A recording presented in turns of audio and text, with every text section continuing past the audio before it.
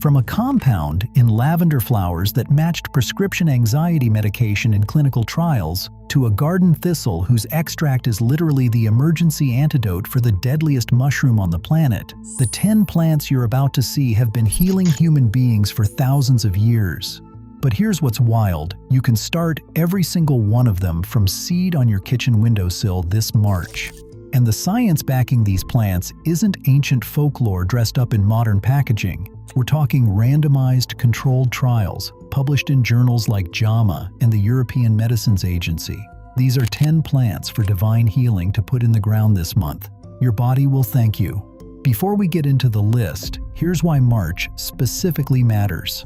Soil temperature is the single biggest factor in whether your seeds actually sprout, and most medicinal herbs need somewhere between 50 and 70 degrees Fahrenheit to germinate. That's easy to hit indoors in March, but nearly impossible outdoors in most of the country before May.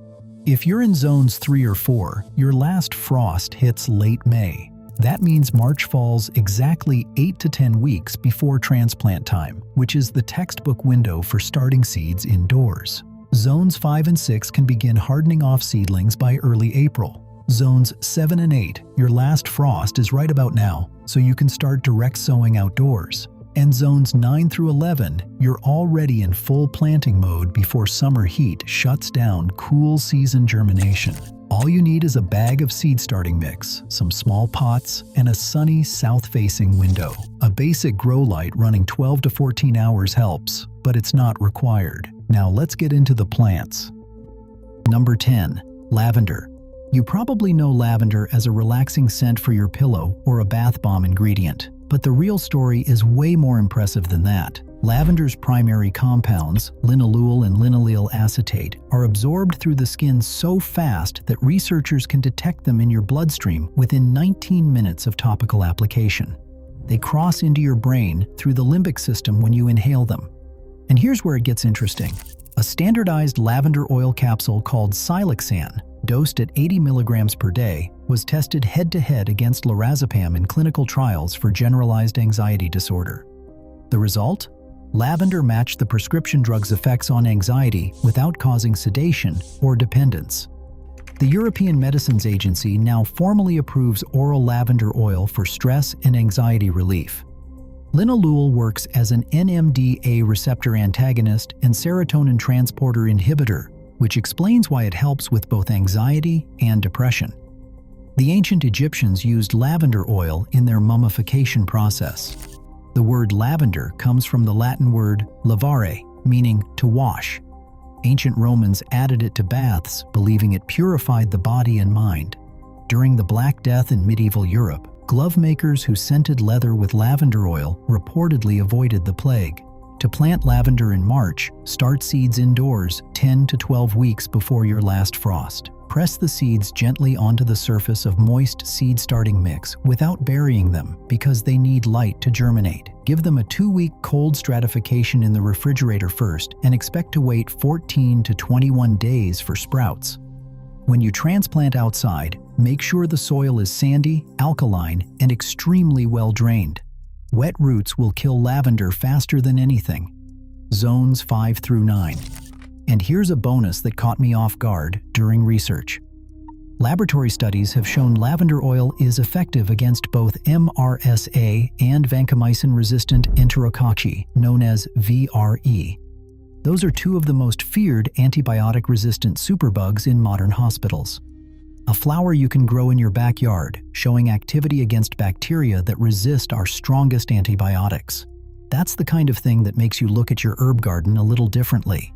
But lavender's calming reputation is just the beginning. The next plant on this list has been consumed over 1 million times today alone. Number 9. Chamomile. Over 1 million cups of chamomile tea are consumed every single day around the world. And when you look at the science, you understand why. Chamomile's star compound is a flavonoid called apigenin. It binds to benzodiazepine receptors in your brain, which are the exact same receptors targeted by drugs like Valium.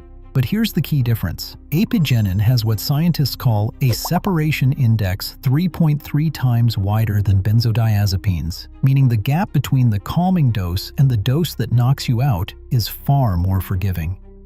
An 8-week clinical trial found that 220 milligrams of chamomile extract produced a greater than 50% reduction in anxiety scores for 57% of participants.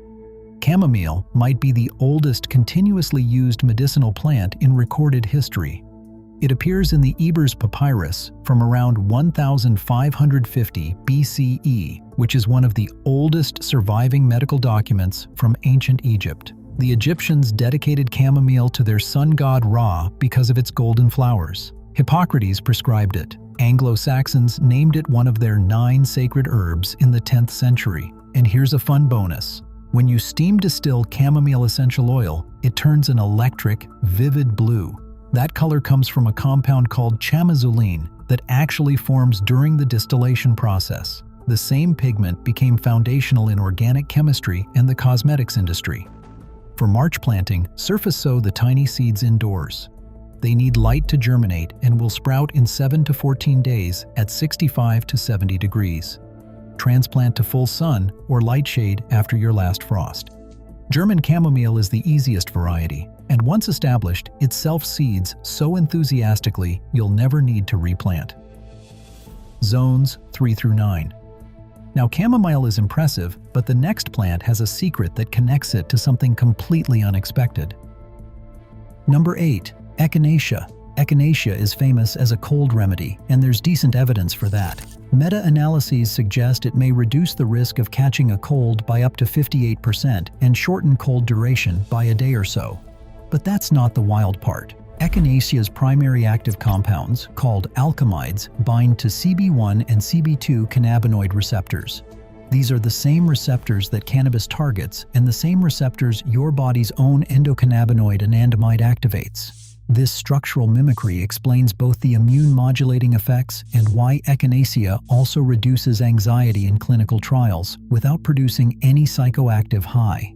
No plant is more deeply rooted in Native American medicine. Echinacea was used by at least 19 different tribes, including the Lakota, Cheyenne, Comanche, and Pawnee. It was the single most widely used medicinal plant of the Plains Indians. The Cheyenne chewed the root during Sundance ceremonies to suppress thirst. The Comanche intentionally scattered echinacea seeds across buffalo hunting grounds from Wyoming to Texas, which is essentially early deliberate cultivation.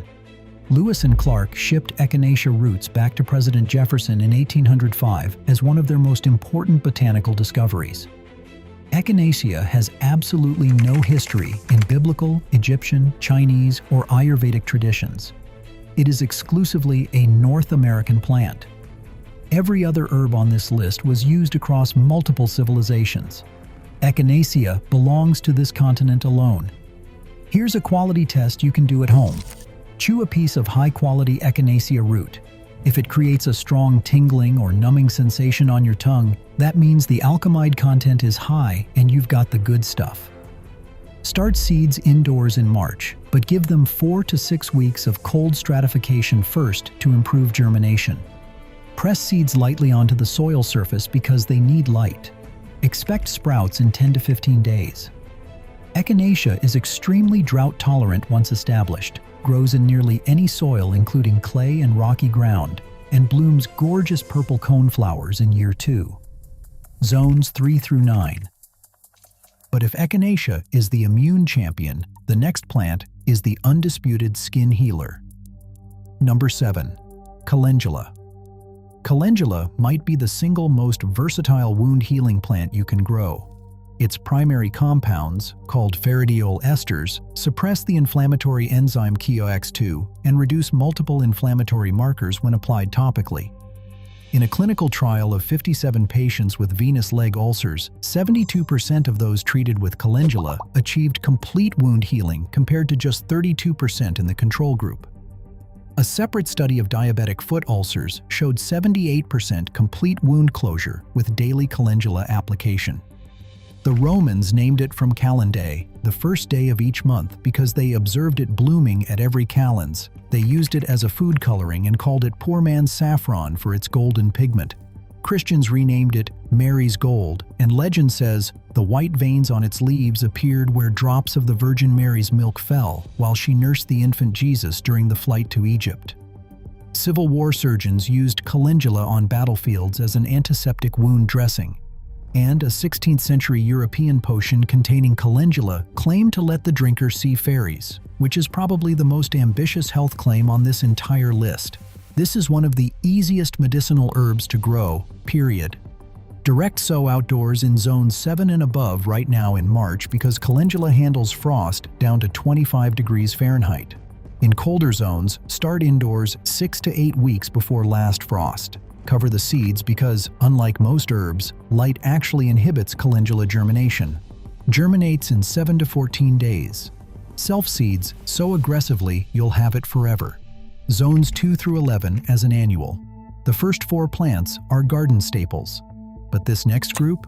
These are the ones that'll really surprise you. Number 6. Valerian. Valerian's sedative mechanism has been decoded by modern pharmacology. Its key compound, valerianic acid, acts as a positive allosteric modulator at GABAA receptors and inhibits GABA transaminase, directly increasing GABA levels in your central nervous system. That is essentially the same mechanism as prescription sleep medications. In 2024, a randomized study, double-blind, placebo-controlled, confirmed that standardized valerian extract improves overall sleep quality. Another study of 169 children found that valerian combined with lemon balm produced a greater than 50% improvement in focus, hyperactivity, and impulsiveness after 7 weeks. The name comes from the Latin word valere, meaning to be strong. Hippocrates described valerian around 460 BCE. But here's the fascinating connection. Valerian belongs to the same botanical family as spikenard, the precious oil that Mary Magdalene used to anoint Jesus' feet in the Gospel of John, a gift worth 300 denarii, roughly a year's wages. That puts valerian's close relative at one of the most significant moments in the New Testament. Medieval Europeans called valerian all-heal and prescribed it for epilepsy. During both World Wars, it was given to soldiers for shell shock and to civilians enduring air raids. Start seeds indoors in March by surface sowing because they need light. Expect germination in 7 to 20 days at 60 to 70 degrees. Full sun to partial shade, moist, well-drained loam. Plants reach 3 to 5 feet tall with beautiful white flower clusters. Fair warning though, cats react to valerian root exactly like catnip, so protect your seedlings from feline attention. Zones 4 through 9. And according to folklore, the Pied Piper of Hamelin carried valerian root to lure rats from the town. The science actually supports this because isovaleric acid in the roots genuinely attracts rodents. But all of these plants are relatively recent in human history. The next one? It predates civilization itself. Number 5. Yarrow. Yarrow holds the extraordinary distinction of being the oldest documented medicinal plant in human history. Fossilized yarrow pollen was found in a 60,000-year-old Neanderthal burial at Shanidar Cave in Iraq. Even more striking, scientists analyzing 49,000-year-old Neanderthal dental calculus at El Sidrón Cave in Spain detected azulines and coumarins, which are yarrow's signature chemical compounds. That is the first molecular proof that Neanderthals deliberately consumed medicinal plants. The plant is named for the hero Achilles, who according to Homer used yarrow to treat his soldiers' battle wounds during the Trojan War, as taught by the centaur Chiron. In Chinese tradition, yarrow stalks are the sacred medium for consulting the I Ching, the Book of Changes, a divination practice dating to the Shang dynasty around 1600 BCE. Yarrow grows on the grave of Confucius. The Navajo consider it a sacred life medicine. Celtic Druids used it in protection ceremonies. In Norse mythology, it was sacred to Freya, goddess of love and war. The science matches the legend. Yarrow's compound achillene promotes blood clotting and wound healing. Its flavonoid profile, including apigenin, luteolin, quercetin, and camphorol, delivers strong anti-inflammatory and antioxidant effects. Studies show yarrow extract kills the stomach bacteria H. pylori effectively in laboratory settings. And here's my favorite yarrow fact. European starlings deliberately line their nests with yarrow leaves. Controlled experiments confirmed this actually inhibits parasite growth in the nest. The birds are practicing herbal medicine. Yarrow is ridiculously easy to grow. Surface sow seeds indoors in late February or March. Direct sow outdoors after frost in zones 5 and up. It thrives in poor, lean, sandy soil and actually performs worse in rich soil. Full sun, extremely drought tolerant, spreads via rhizomes. Zones 3 through 9. This one is nearly impossible to kill. If you're finding this helpful, hit subscribe. I cover gardening, natural healing, and the real science behind plants every week. Now let's get into the final 4, and honestly, these are the ones that blew my mind during research. Number 4. Lemon balm. Don't let the gentle lemon scent fool you. Lemon balm's flagship compound, rosmarinic acid, has antioxidant activity that exceeds vitamin E.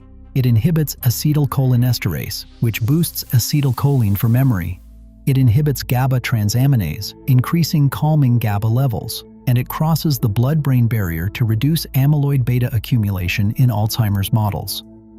A double-blind randomized trial showed benefits in patients with mild to moderate Alzheimer's disease. Lemon balm cream also significantly shortens healing time for herpes cold sores because rosmarinic acid physically blocks viral entry into cells. The genus name Melissa comes from the Greek word for honeybee. In Greek mythology, the nymph Melissa discovered honey and fed it to infant Zeus. The plant was sacred at the Temple of Artemis at Ephesus, one of the 7 wonders of the ancient world. Paracelsus, the father of toxicology, called lemon balm the elixir of life. Emperor Charlemagne decreed it must grow in every monastery garden throughout his empire. Sow tiny seeds indoors on the soil surface because they need light. Germinates in 12 to 21 days. Thrives in partial shade, which makes it more shade tolerant than most herbs.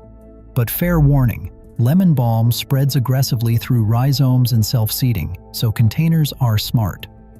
Zones 4 through 9, and it survives temperatures down to -20 degrees once established. Number 3. Holy basil, also known as tulsi. In Ayurvedic medicine, they call this plant the queen of herbs and mother medicine of nature. In Hinduism, tulsi is the holiest plant in the entire tradition, considered an earthly manifestation of goddess Lakshmi, the consort of Lord Vishnu. It has been mentioned in the Rig Veda, which is among the oldest sacred texts in human existence, and has been used in Ayurvedic medicine for over 3,000 years. The science is catching up to the reverence. Tulsi's primary compound, eugenol, which makes up as much as 70% of its essential oil, along with ursolic acid, has shown the ability to significantly reduce cortisol levels in preclinical research. A clinical trial demonstrated meaningful reductions in sleep latency and increases in total sleep time for patients with generalized anxiety. For diabetes management, 2 grams of tulsi leaf powder daily for 30 days significantly reduced fasting and post-meal blood glucose. A 2017 systematic review found favorable effects across metabolic, immunity, and neurocognitive health. Hindu families traditionally plant tulsi in the center of their courtyards in raised stone structures called Tulsi Vrindavan, and the plant receives daily worship.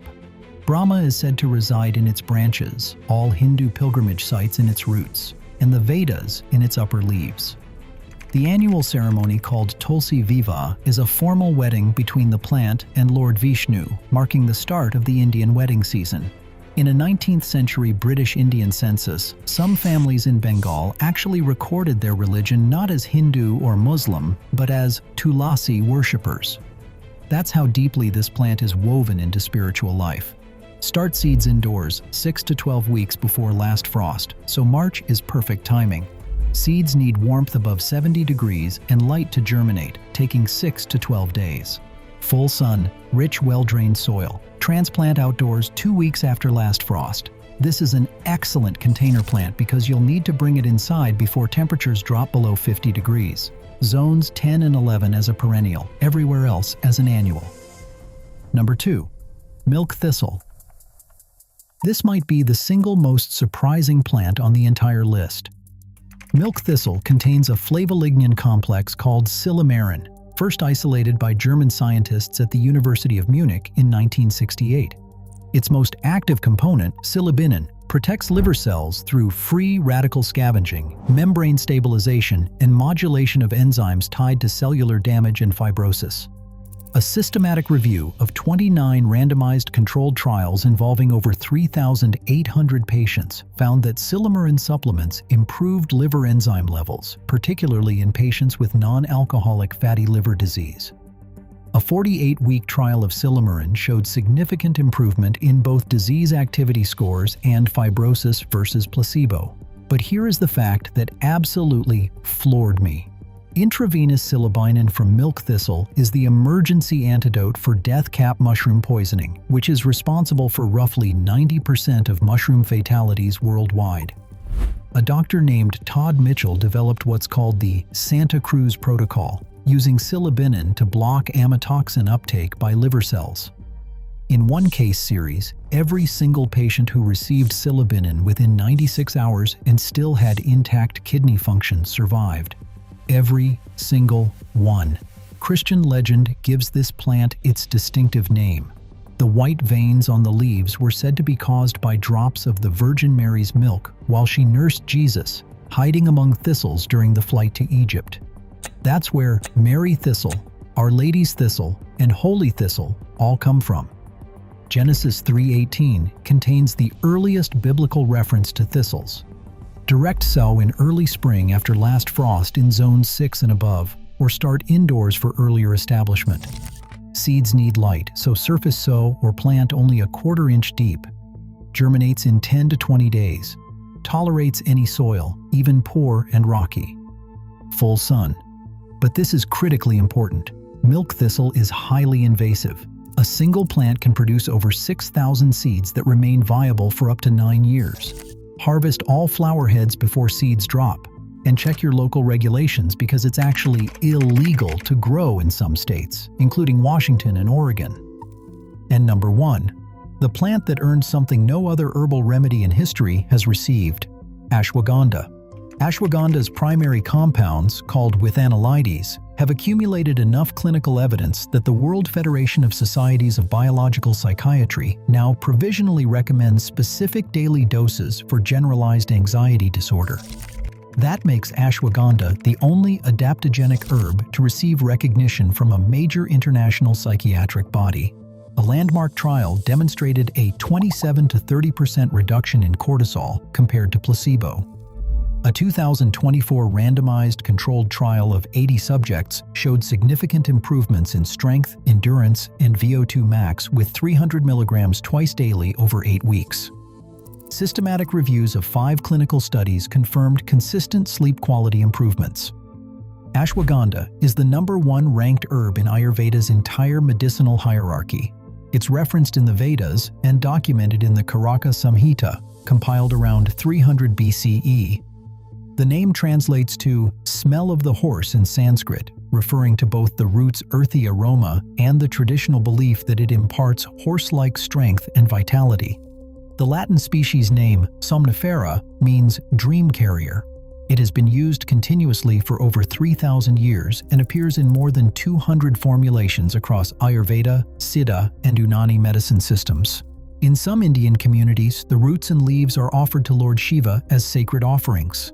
Ancient travelers and ascetics carried ashwagandha roots during long journeys for sustenance and energy.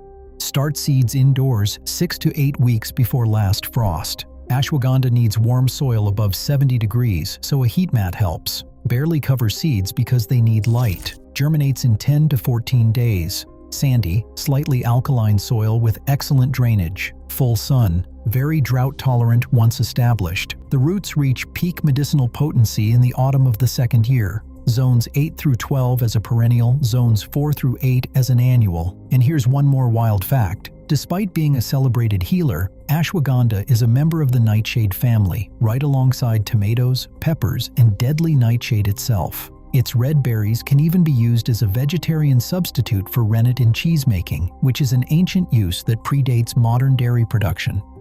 So here's what blows me away about this entire list. Lavender's linalool targets NMDA receptors. Echinacea's alkamides bind cannabinoid receptors. Chamomile's apigenin engages benzodiazepine sites. Ashwagandhas with anolides earned a formal psychiatric recommendation. Milk thistle's psilocybin saves lives in emergency rooms. These aren't folktales. These are peer-reviewed mechanisms of action for plants that a Neanderthal, an Egyptian physician, a Lakota healer, and a Hindu priest all independently recognized as medicine, separated by tens of thousands of years and thousands of miles. And every single one can be started from seed on your kitchen windowsill this month with nothing more than a bag of seed starting mix, some small pots, and a sunny window. Calendula and yarrow are virtually unkillable for beginners. Lemon balm will outlive your interest in gardening, and ashwagandha or tulsi will challenge even experienced growers with their warmth requirements. Together, these 10 plants cover zones 2 through 12, meaning every viewer in North America can grow at least 7 or 8 of them starting right now. A living pharmacy doesn't require a farm. It requires a packet of seeds and one afternoon in March. If you want to see which of these plants you can pair together for the ultimate medicinal garden bed, that video is on screen now. Subscribe so you don't miss it.